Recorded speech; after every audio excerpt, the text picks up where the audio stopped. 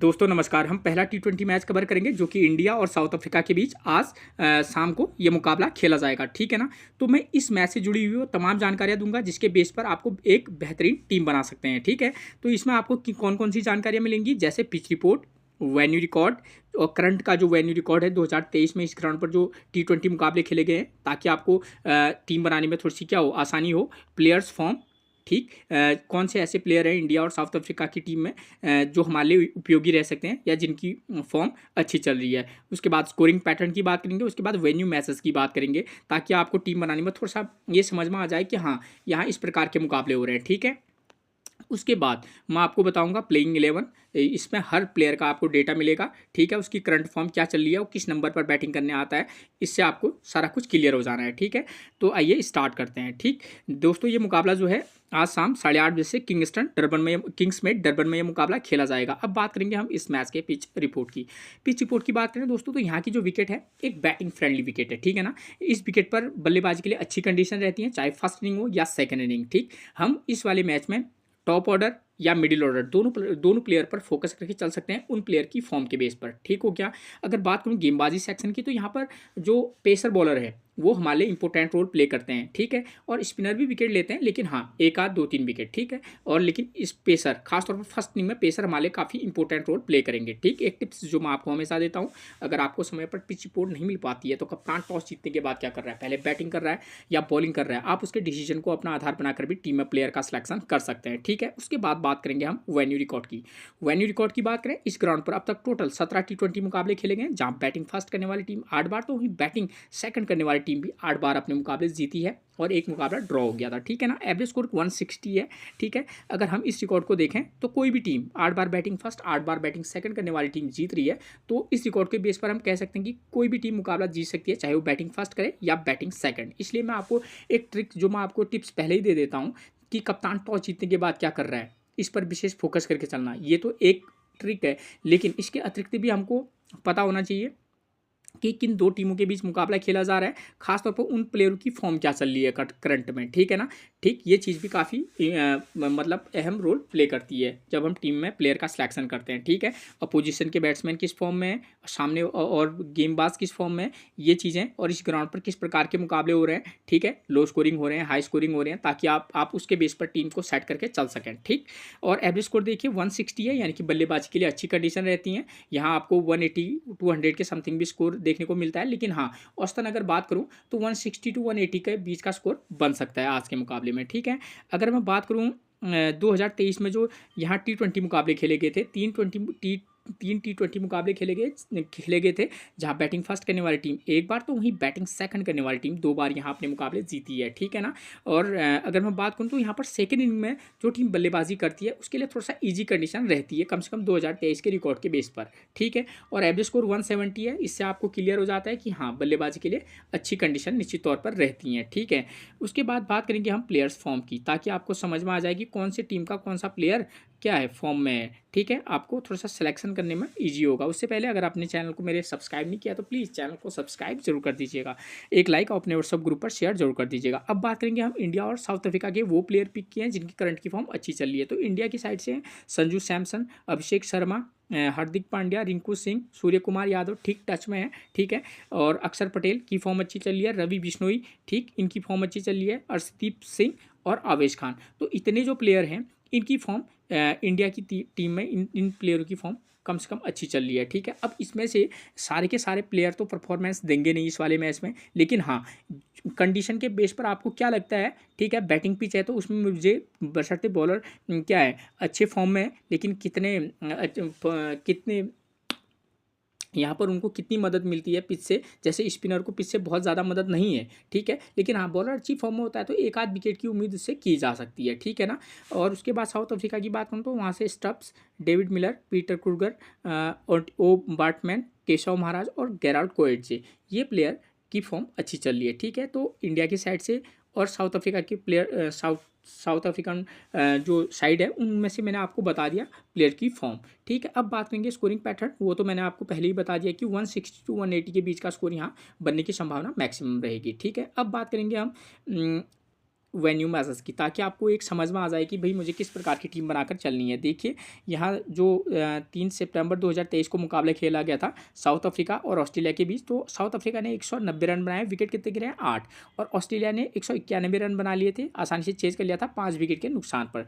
ठीक है, यानी कि कहने का मतलब है यहाँ पर स्कोर हाई स्कोरिंग मुकाबले हो रहे हैं, और लेकिन फर्स्ट इनिंग में कुछ ज़्यादा विकेट गिर रहे हैं। ठीक है, सेकंड इनिंग की तुलना में। अगर नेक्स्ट वाला मुकाबला बात करूँ, जो भी कि 2023 का ही मुकाबला है, 164 रन बनाए और साउथ अफ्रीका ने, और 8 विकेट यहाँ भी आउट हुए हैं, और ऑस्ट्रेलिया ने उसे भी आसानी से चेज कर लिया है। ठीक है, यानी कि अगर दो मैचेस को देख लें तो कम से कम ये तो क्लियर है कि भाई यहाँ पर सेकंड इनिंग में थोड़ा सा इजी तो रह रहा है, और फर्स्ट इनिंग में बल्लेबाजी 160 180 का स्कोर तो बन रहा है, लेकिन विकेट भी कुछ ज़्यादा गिर रहे हैं। और एक मुकाबला मैं आपको ये भी बता दूँ क्लियर यहीं पर, एक मुकाबला और हुआ था 2023 में, उस वाले मुकाबले में जिस टीम ने बैटिंग फर्स्ट की उसने अपना मुकाबला जीता था, सेकेंड इनिंग में टीम थोड़ा जल्दी आउट हो गई थी। ठीक है, तो ये चीज़ें हैं, बहुत कम चांसेस रहते हैं, लेकिन मुकाबला ऐसा भी हो सकता है। मैं आपको जानकारी दे देता हूँ ताकि आप ज़्यादा टीम बना रहे हो, 2-3 टीम बना रहे हो, एक आध टीम उस प्रकार से भी बना कर चल सकते हैं जहाँ बैटिंग फर्स्ट करने वाली टीम विन कर रही हो। ठीक है, तो ये अगर मैं इस वाले मैच को आधार मानकर अगर हम टीम बनाएं, मुकाबला तो ऐसा नहीं होगा, ऐसा जैसा होगा उसके बेस पर ही हम कुछ चेंजेस करके चलेंगे। ठीक है, कंडीशन इस प्रकार के मुकाबले में कंडीशन 2 होंगी। ठीक है, क्योंकि हमको पता है भाई बैटिंग फर्स्ट करने वाली टीम भी अच्छा खासा स्कोर कर रही है, लेकिन सेकंड इनिंग में चेज भी हो जा रहा है, और फर्स्ट इनिंग में 1, 4 और 6 नंबर का प्लेयर स्कोर कर रहा है, यानी कि टॉप ऑर्डर और मिडिल ऑर्डर दोनों प्लेयर स्कोर कर रहे हैं, और पेसर को अच्छी खासी पिच से मदद है, और स्पिनर उतना इफेक्टिव हमारे लिए है नहीं। तो इन बातों को ध्यान में रखकर अगर हम टीम बनाएं तो ठीक, तो कंडीशन होंगी 2, या तो इंडिया बैटिंग फर्स्ट करेगी या साउथ अफ्रीका। ठीक है, अगर इंडिया बैटिंग फर्स्ट करती है तब उसके बेस पर अगर मैं बात करूं तो इंडिया की तरफ से ओपनर आते हैं T20 में संजू सैमसन, अभिषेक शर्मा, और नंबर 3 पर मिलेंगे सूर्य कुमार यादव। इन तीनों प्लेयरों की फॉर्म की बात करूं तो संजू सैमसन की फॉर्म बेहतरीन है, अभिषेक शर्मा ठीक टच में है, ठीक है ना, और सूर्य कुमार यादव भी ठीक टच में है। ठीक है, ठीक टच का मतलब है किसी भी मैच में परफॉर्मेंस दे सकता है, क्योंकि यहाँ पर बात यह है क्योंकि बल्लेबाज के लिए अच्छी कंडीशन नजर आ रही है, तो ये तीनों प्लेयर हमारे लिए इंपॉर्टेंट रोल प्ले कर सकते हैं। ठीक है, कहने का मतलब है आप किसी मैच में दोनों ओपनर को मौका देकर देखना, किसी मैच में इन दोनों में से, इन तीनों में से एक को ड्रॉप करके के भी आप चल सकते हैं। ठीक है ना, वरना आप मैक्सिमम अगर चाहें तो अलग अलग टीम बना रहे हैं तो किसी एक मैच में तीनों को मौका देगा ना, वरना इन तीनों में से 1 या 2 को मौका जरूर देकर देखिएगा। ठीक है, अब बात आती है नंबर 4 की, तो नंबर 4 पर हार्दिक पांड्या, सॉरी तिलक वर्मा, नंबर 5 पर हार्दिक पांड्या, और नंबर 6 पर रिंकू सिंह या रमनदीप सिंह भी इस मैच में खेल सकते हैं। ठीक है, तो मैं रिंकू सिंह को लेकर चलता हूँ।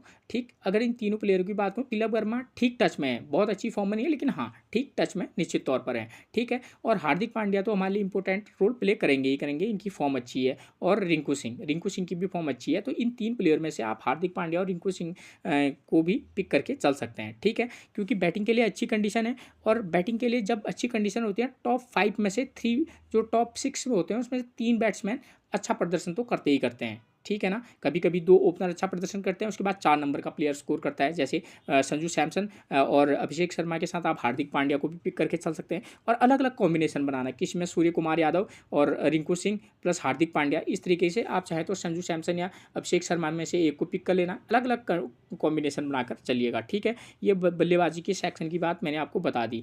अब इंडिया बॉलिंग सेकंड करेगी, लेकिन हमको ये भी पता है कि भाई बैटिंग सेकंड में यहाँ पर चेज ईजी है, और पेसर और स्पिनर 3 विकेट, पेसर को 2 विकेट मिल रहे हैं, तो ऐसी कंडीशन में चाहे कुछ भी हो, आप एक पेसर, रेगुलर पेसर, ठीक है, और एक ऑलराउंडर स्पिनर के साथ जा सकते हैं। ठीक है, ठीक, या अगर आप रिस्क लेना चाहेंगे तो रेगुलर स्पिनर के साथ भी जा सकते हैं। क्यों? क्योंकि अब अक्षर पटेल जो है नंबर 7-8 पर बल्लेबाजी करेंगे, 7 पर, तो वहाँ पर क्या हो जाता है कि अगर बैटिंग पिच है तो नंबर 7 का जो प्लेयर है वो कितना इफेक्टिव होगा हमारे लिए, ये कह पाना थोड़ा सा कम से कम बल्लेबाजी के बेस पर थोड़ा सा टफ है। ठीक है, गेंदबाज तो नो डाउट अक्षर पटेल अच्छी करते हैं। ठीक है, क्योंकि हमारे पास वहाँ पर रवि बिश्नोई या वरुण चक्रवर्ती, ये 2 ऑप्शन और भी रहेंगे, इन दोनों में से एक खेलेगा, तो आप उसके बेस पर आप टीम में प्लेयर का सिलेक्शन कर सकते हैं। ठीक है, और एक पेसर के साथ जाना चाहेंगे तो आप जा सकते हैं, चाहे आप आवेश खान के साथ जाइए, अर्शदीप सिंह के साथ जाइए, दोनों की फॉर्म अच्छी चल रही है। अगर यश दयाल खेलेंगे तो नो डाउट उनकी भी फॉर्म अच्छी चल रही है। ठीक है, अब उसके बाद बात करेंगे हम, अगर साउथ अफ्रीका बैटिंग फर्स्ट करेगी तो उनकी तरफ से ओपनर आते हैं रिचा हैंड्रिक्स, रियान रिकेल्टन, और नंबर 3 पर आपको मिलेंगे एडन मार्करम। ठीक है, तो इन तीनों प्लेयरों की फॉर्म की बात करूँ तो इनके दोनों ओपनर, चाहे वो हैंड्रिक्स हो या रिकेल्टन हो, उनकी फॉर्म कोई खास चल नहीं रही है। ठीक है, और एडन मार्करम ठीक टच में है, बहुत अच्छी फॉर्म में उनकी भी नहीं है। ठीक है, लेकिन एक तो ये कंडीशन है, इनकी फॉर्म के बेस पर आप चाहे तो किसी मैच में इन तीनों में से एक को मौका देना, लेकिन ये तो इनकी फॉर्म के बेस पर बात होगी कि इन तीनों प्लेयरों में से एक को मौका देना फॉर्म के बेस पर, क्योंकि फॉर्म तीनों की अच्छी नहीं चल रही है। ठीक है, अगर कंडीशन के बेस पर बात करूं तो यहाँ पर बैटिंग के लिए अच्छी कंडीशन है, तो आप चाहे रिचा हेंड्रिक्स और एडन मार्करम को भी ट्राई करके चल सकते हैं टॉप 3 में। अगर बात करें उसके बाद नंबर 4 पर मिलेंगे हेनरी क्लासन, नंबर 5 पर मिलेंगे स्टब्स और नंबर 6 पर मिलेंगे डेविड मिलर या डोनोवन फ्रेरा। तो अगर इन प्लेयरों की बात करूँ तो इनमें हेनरी क्लासन की फॉर्म अच्छी नहीं है, स्टब्स की फॉर्म अच्छी है, स्टब्स पर आप ट्रस्ट करके चल सकते हैं, और नंबर 6 पर मिलेंगे डेविड मिलर जिनकी फॉर्म अच्छी है। ठीक है, तो अगर आप चाहें तो स्टब्स और डेविड मिलर इन दो प्लेयर को के साथ आप जा सकते हैं। ठीक है ना, और ऊपर से आप चाहें टॉप 3 में से एडन मार्करम, रियान रिकाल्टन और हैंड्रिक्स, इनमें से आप किसी एक को पिक करके चल सकते हैं। ठीक हो गया, ये चीज़ आपकी क्लियर होगी टॉप 6। अब उसके बाद बात करेंगे सेकेंड इनिंग में ये साउथ अफ्रीका क्या कराएगी, बॉलिंग कराएगी। ठीक है, और हमको पता है कि भाई सेकेंड इनिंग में यहाँ पर बल्लेबाजी के लिए अच्छी कंडीशन है, चाहे वो कोई भी टीम बल्लेबाजी करेगी तो हमको बॉलिंग सेलेक्शन करना है, तो सेकेंड इनिंग में साउथ अफ्रीका बॉलिंग करेगी। तो उनकी तरफ से अगर मैं बात करूँ फॉर्म की, तो केशव महाराज की फॉर्म अच्छी है। ठीक है, बाटमैन की फॉर्म अच्छी है और गेराल्ड कोएट्जे की फॉर्म भी अच्छी है, साथ में पीटर कुर्गर, अगर आप चाहें तो पीटर कुर्गर और केशव महाराज, ठीक, और कोएट्जे को भी पिक करके चल सकते हैं, वरना मार्को जैनसन मिलेंगे जिनकी फॉर्म करंट की उतनी अच्छी नहीं चल रही है। ठीक है, तो आप इनको पिक करके चल सकते हैं, जिसमें पीटर कुर्गर एक इंपॉर्टेंट रोल प्ले कर सकते हैं। ठीक है, उनकी फॉर्म के बेस पर। ठीक, तो ये चीज़ आपकी क्लियर होगी। अब बात करूंगा मैं बैटिंग सेकंड की, तो यहाँ पर जो भी टीम, अब मैं थोड़ा सा जल्दी समझाऊंगा, और जो टीम बैटिंग सेकंड करेगी, चाहे वो इंडिया हो या साउथ अफ्रीका हो, हमको पता है बैटिंग सेकंड में थोड़ा सा इजी कंडीशन है, लेकिन पावर प्ले में 2 विकेट गिर रहे हैं। ठीक है ना, तो कम से कम एक आध विकेट गिरने की उम्मीद तो है, लेकिन आप क्या कर सकते हैं, 2 नंबर, 4 नंबर, 6 नंबर के प्लेयर को भी पिक करके चल सकते हैं, चाहे वो इंडिया बैटिंग करे या सेकेंड या साउथ अफ्रीका। ठीक है, और एक मैच में आप क्या करना, टॉप ऑर्डर 1, 2, 3 या 1, 3, 4 या 5 नंबर के प्लेयर को भी पिक करके चल सकते हैं। ठीक है ना, तो इस तरीके का कॉम्बो पैक बनाना। ठीक है, 1, 3, 4 या 5। ठीक, तो इस तरीके का कॉम्बिनेशन बना लेना, कौन सा प्लेयर किस नंबर पर बैटिंग करने आता है वो प्लेइंग 11 से आपको क्लियर हो जाएगा। बॉलिंग की बात करें तो जो टीम बॉलिंग फर्स्ट कराएगी उसके पेसर और एक ऑलराउंडर स्पिनर पर फोकस करके चलना। सेकेंड इनिंग में चाहें तो आप एक ऑलराउंडर पेसर और एक रेगुलर स्पिनर के साथ जा सकते हैं, किसी में आप उल्टा कर लेना कि रेगुलर पेसर और ऑलराउंडर स्पिनर के साथ भी जा सकते हैं। ठीक, अब बात आती है कैप्टनसी और वाइस कैप्टनसी की, तो इस वाले मैच के बेस पर तो एक चीज़ तो क्लियर है कि जो टीम बैटिंग सेकंड करेगी उसके आप बैट्समैन को भी वाइस कैप्टनसी दे सकते हैं, और फर्स्ट इनिंग से भी आप वाइस कैप्टनसी प्लेयर को दे सकते हैं। ठीक है, और अगर रिस्क लेंगे तो आप पेसर गेंदबाज को, आप जो बॉलिंग फर्स्ट कराए उसको वाइस कैप्टनसी दिया जा सकता है। ठीक है, तो ऐसे में हमारे लिए इंपॉर्टेंट रोल प्ले कर सकते हैं इंडिया की तरफ से। ऑलराउंडर सेक्शन में अगर मैं बात करूँ तो हार्दिक पांड्या वाइस कैप्टनसी के एक चॉइस हो सकते हैं, संजू सैमसन, अभिषेक शर्मा, स्काई। ठीक है, तो इन प्लेयरों पर फोकस करके चल सकते हैं। अर्शदीप सिंह और आवेश खान भी हमारे लिए वाइस कैप्टनसी के एक चॉइस हो सकते हैं, खासतौर पर बॉलिंग अगर इंडिया फर्स्ट कराएगी तो अलग अलग कंडीशन में आप प्लेयर को सिलेक्ट करके चल सकते हैं। अगर मैं बात करूँ साउथ अफ्रीका की तरफ से, तो वहाँ पर स्टब्स एक प्लेयर ये हो सकते हैं, आप चाहें तो रिचा हेंड्रिक्स और एडन मार्करम दोनों की फॉर्म बेकार है, चाहें तो ट्राई करके चल सकते हैं। ठीक है, उसके बाद मैं बात करूंगा तो यहाँ पर इनकी तरफ से बाटमैन या पीटर कुर्गर को वाइस कैप्टनसी दी जा सकती है अगर वो फर्स्ट इनिंग में बॉलिंग कराएं तब। ठीक है, थोड़ा सा रिस्की रहेगा, लेकिन हाँ चॉइस हो सकते हैं। ठीक है, अब बात करेंगे सीधे प्लेइंग 11 की। प्लेइंग 11 की बात करूं तो नंबर 1 पर आपको मिलेंगे इंडिया की तरफ से संजू सैमसन, करंट की फॉर्म 15 नॉट आउट, 111, 10, 29, 106 और 45। तो करंट का फॉर्म इनका ज़बरदस्त है, विकेट कीपर बल्लेबाज है। ठीक है, एक इंपॉर्टेंट रोल प्ले करेंगे। उसके बाद नंबर 2 पर मिलेंगे हमको अभिषेक शर्मा। ठीक है, करंट की फॉर्म की बात करें अच्छी फॉर्म में है और साथ में गेंदबाजी कराते हैं, तो एक ऑप्शन रहते हैं हमारे पास, लेफ्ट आर्म ऑर्थोडॉक्स गेंदबाजी कराते हैं। करंट की फॉर्म देखिए 7 run, 34 run, 0 wicket, 58 run, 35 run. तो ये इनका करंट का फॉर्म है। जैसी बैटिंग विकेट है तो वहाँ पर ये हमारे लिए वाइस कैप्टनसी के भी चॉइस हो सकते हैं। Surya Kumar Yadav 7 run, 75 run, 0 run, 29, 5, 16। तो एक ठीक टच में बैटिंग के लिए अच्छी कंडीशन है, तो मैं नो डाउट सूर्य कुमार यादव एक ज़बरदस्त बल्लेबाज हैं।